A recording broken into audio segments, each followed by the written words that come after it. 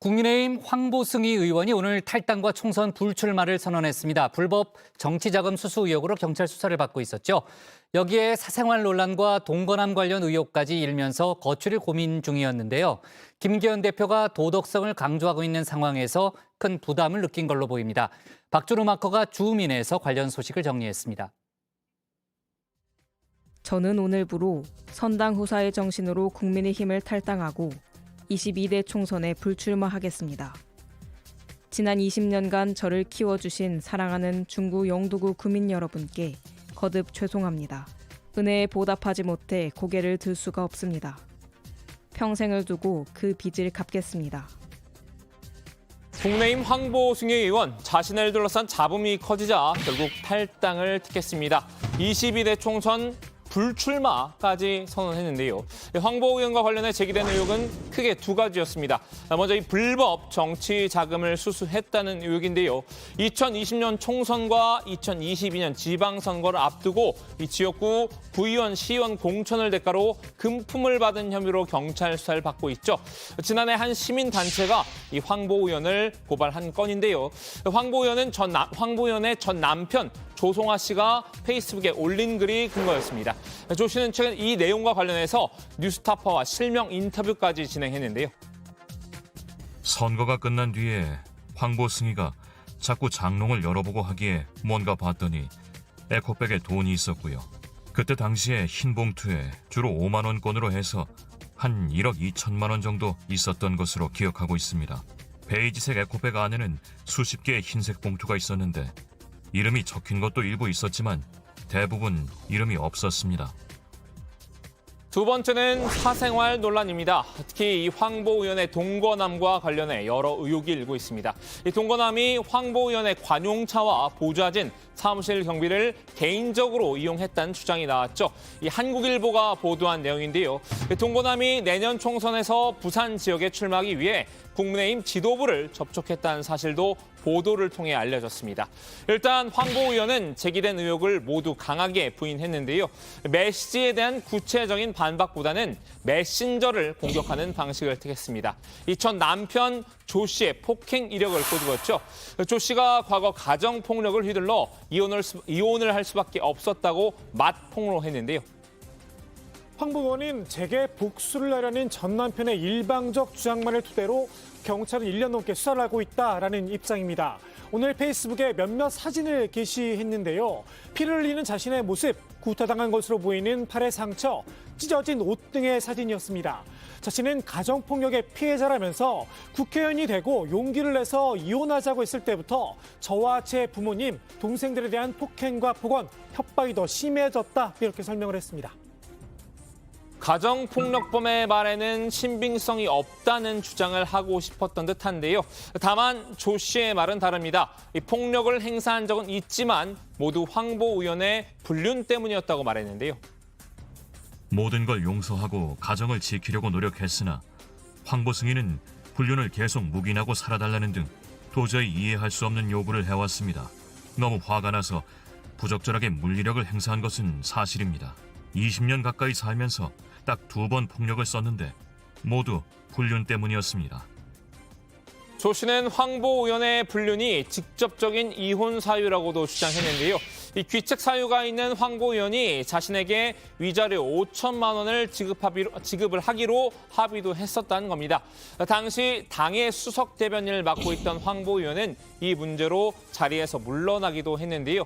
임명 2달 만에 수석 대변인이 허은하 의원으로 교체가 됐었죠. 네, 안녕하세요. 허은하입니다. 네, 어제 수석 대변인에 전격적으로 임명되셨는데, 네. 예, 수석 대변인 상당히 중책이 아닌가 싶은데요. 네, 중책이자 지금 시기 자체가 상당히 중요한 시기라서요. 예. 제 어깨가 많이 무겁습니다. 황보 의원은 동거남과 관련된 의혹에 대해서도 메신저를 공격했습니다. 이 해당 내용을 보도한 한국일보의 기자와 편집국장, 사장에게 법적 조치를 취하겠다고 예고했는데요. 이 황보 의원의 적극적인 반박에도 국민의힘의 지도부는 상당한 부담을 느끼는 눈치였습니다. 이 사생활 논란과 동거남 의혹을 차치하더라도 황보 의원의 이 불법 정치자금 수수 의혹은 도덕성과 직결된 문제이기 때문인데요. 이 도덕성은 김기현 대표가 민주당과의 비교 우위를 주장하면서 이 틈날 때마다 강조한 사안이기도 하죠. 내년 공천의 최우선 조건 중 하나로 꼽은 것도 도덕성이었는데요. 우리 당은 민주당에 비해서 어느 경우에서도 우리가 도덕적으로도 민주당보다 더 뛰어나고 우월하다 하는 확실한 증거들을 우리 국민들께 알려드려야 되고, 국민 눈높이에 부합하지 않는 도덕성을 가진 인사들과 철저하게 선을 그어 수준 높은 도덕성을 확립함으로써 범죄 비리 옹호당으로 전락한 민주당과 확실하게 다르다는 것을 국민 앞에 보여드리겠습니다. 당내 여론은 둘로 갈린 상황이었습니다. 이 신중론과 강경론이었는데요. 신중론은 황보 의원이 가정폭력 피해를 주장한 만큼 당이 개입하긴 어렵다는 논리였습니다. 반면 강경론은 이 황보 의원이 논란이 더 커지기 전에 책임을 져야 한다는 쪽이었습니다. 황보 의원이 끝까지 버티거나 당이 감싸는 모습을 보일 경우 내년 총선 전반에 악영향을 끼칠 수도 있다는 우려 때문인데요. 뭐 정치자금 만약 위반했다라면 이것은 어쨌든 뭐 정치적으로 문제 있는 것이니까요. 아무튼 여당에서는 굉장히 좀 부담스러운 문제일 수밖에 없고요.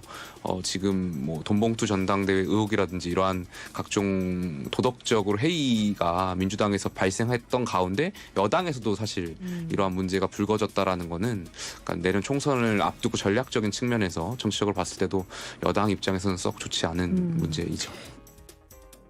이런 기류 때문일까요? 이 황보 의원도 최근 며칠 동안 거취를 고민한 것으로 전해졌죠. 이 동료 의원들에게도 같은 취지의 발언을 했다고 하는데요. 황보승이 이런 관련해서 자진 탈당 이야기도 나오는데 그 차원에서 어떻게 조치하시는 계획이신가요? 황보승 의원이 단톡방에서 언급을 하신 부분은 있는데 현재 뭐 제가 그 황보승 의원의 그 어떤 신변 결정에 대해서는 들은 바가 없고 확인된 바도 없습니다. 그 언급하셨다는 게 자진 탈당하겠다는 의사를 아니 자진 탈당의 의사를 언급한 게 아니라 고민하겠다는 그 언급이 있었습니다.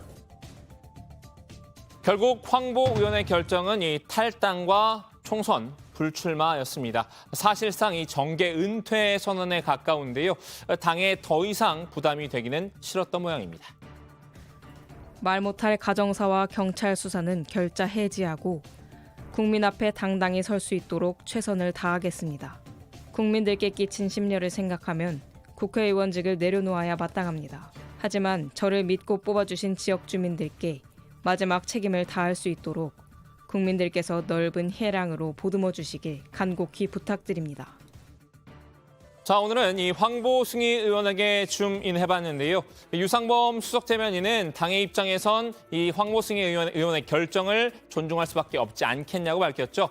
탈당을 했기 때문에 이 당 차원에서 진행 중이던 당무감사도 중단될 것으로 보입니다.